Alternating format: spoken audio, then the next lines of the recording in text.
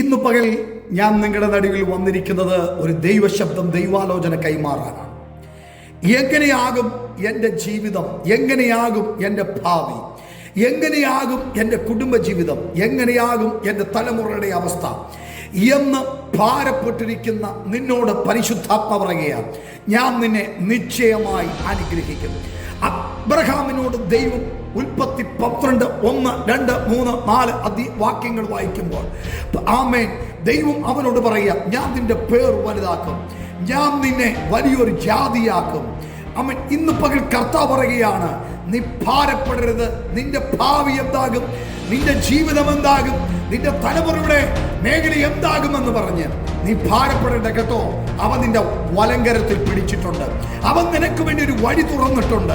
ഇന്ന് പകൽ നീ കാണത്തക്ക വേണം, നിന്റെ കണ്ണ് കാണത്തക്ക വേണം, നിനക്ക് വേണ്ടി ഒരു ഉറവ ദൈവം തുറക്കാൻ പോകുകയാണ്. വിശ്വസിക്കുക, ഇന്ന് പകൽ നിനക്ക് വേണ്ടി അവൻ അത്ഭുതം ചെയ്യും. നിന്റെ കണ്ണുകൊണ്ട് കാണത്തക്കവണ്ണം, നിന്റെ കരം കൊണ്ട് അനുഭവിക്കത്തക്കവണ്ണം അവൻ അത്ഭുതം ചെയ്യും. ആമേൻ.